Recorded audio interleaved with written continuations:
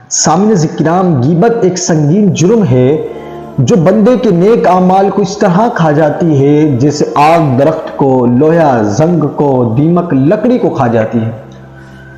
ایک مرتبہ حضور پاک صلی اللہ تعالیٰ علیہ وسلم نے اپنے صحابہ سے سوال کیا کہ بتاؤ غیبت کیا ہے؟ تو صحابہ کرام نے عرض کی یا رسول اللہ صلی اللہ تعالیٰ علیہ وسلم اللہ و رسولہ عالم، اللہ اور اس کا رسول بہتر جاننے والے ہیں۔ تو حضور پاک نے فرمایا تم اپنے بھائی کی پیٹھ پیچھے ایسی بات کہو جو اس کے سامنے کہی جائے تو اس کو بری لگے، یہ غیبت ہے۔ تو ایک صحابی نے عرض کی یا رسول اللہ صلی اللہ تعالیٰ علیہ وسلم اگر وہ بات اس میں موجود ہو تو کیا تب بھی غیبت ہوگا؟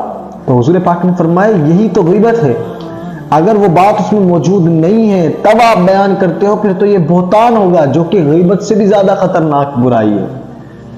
قرآن پاک میں اللہ رب العزت نے فرمایا وَلَا يَغْتَبْ بَعْضُكُمْ بَعْضًا أَيُحِبُّ أَحَدُكُمْ أَن يَأْكُلَ لَحْمَ أَخِيهِ مَيْتًا فَكَرِهْتُمُوهُ۔ اللہ رب العزت فرماتے ہیں کہ تم میں سے بعض کی غیبتیں نہ کریں کہ کیا تم یہ پسند کرتے ہو کہ تم اپنے مردہ بھائی کا گوشت کھاؤ۔ یعنی اللہ رب العزت نے غیبت کرنے والے کے بارے میں بیان فرمایا کہ غیبت کرنے والا ایسا ہے جیسا کہ کوئی اپنے مردے بھائی کا گوشت کھاتا۔ اور حدیث مبارکہ میں بھی ہے الغیبۃ اشد من الزنا، کہ غیبت جو ہے یہ زنا سے بھی بدتر ہے۔ اور حضرت امام ابو حنیفہ رحمۃ اللہ تعالی علیہ کے بارے میں آتا ہے کہ جب بھی آپ سنتے کہ آپ کی کسی شخص نے غیبت کی ہے تو آپ اشرفیوں کی تھیلیاں اس کے پاس بھجوا دیا کرتے تھے۔ جب کوئی پوچھتا حضور اس نے تو آپ کی برائی کی ہے، آپ کے عیب بیان کیے، آپ کی غیبت کی، تو پھر یہ اشرفیاں کس وجہ سے؟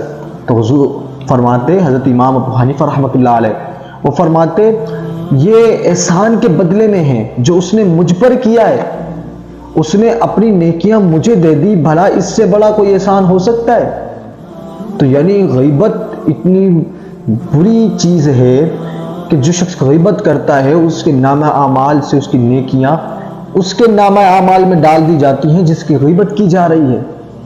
حضرت علی المرتضیٰ شیر خدا رضی اللہ تعالیٰ عنہ فرماتے ہیں کہ غیبت کرنے والا اور غیبت سننے والا دونوں برابر ہیں، دونوں اس میں برابر کے شریک ہوں گے۔ لیکن حضور پاک صلی اللہ تعالیٰ علیہ وسلم نے اس بیماری سے بچنے کا علاج بھی بتا دیا۔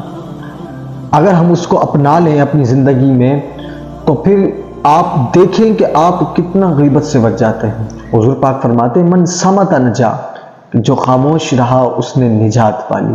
جب آپ جتنی خاموشی اختیار کریں گے اتنا ہی آپ فضول گفتگو، گالی گلوچ، چغلی اور فحش کلامی، غیبت، ان تمام چیزوں سے آپ بچتے رہیں گے۔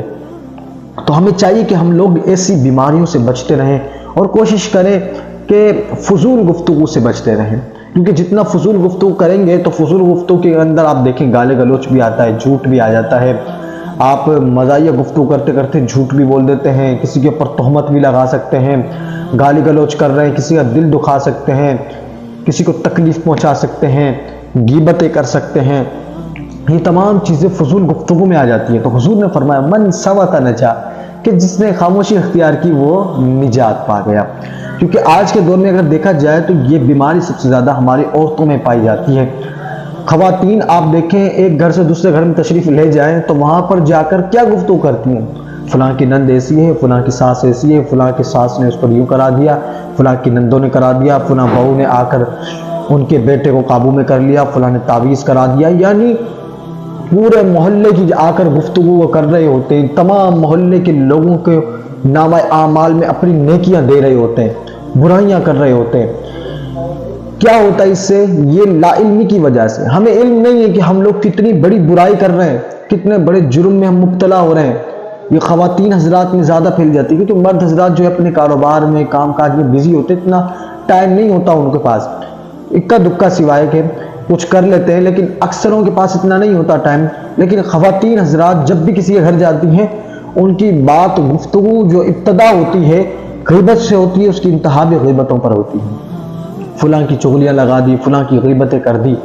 تو ہمیں چاہیے کہ ہم ایسی بیماریوں سے، حسد، کینہ، بغض، حرص، یہ تمام جو غلط بیماریاں ہیں، یہ تمام چیزوں سے ہم بچتے رہیں۔ اور وہ کیسے ہوگا؟ من صمت نجا، جو خاموش رہا اس نے نجات پالی۔ اگر ہم اس حدیث مبارکہ پر عمل کر لیں تو ہم کافی برائیوں سے بچ سکتے ہیں، اور ہم معاشرے کے اندر دیکھیں تو یہ حدیث پر عمل کرنے سے ہم معاشرے میں کافی حد تک بہتری لا سکتے ہیں۔ دعا ہے اللہ تعالیٰ سے جو کچھ میں نے کہا اس پر مجھے اور آپ کو عمل کرنے کی توفیق عطا فرمائے۔ السلام علیکم ورحمۃ اللہ وبرکاتہ۔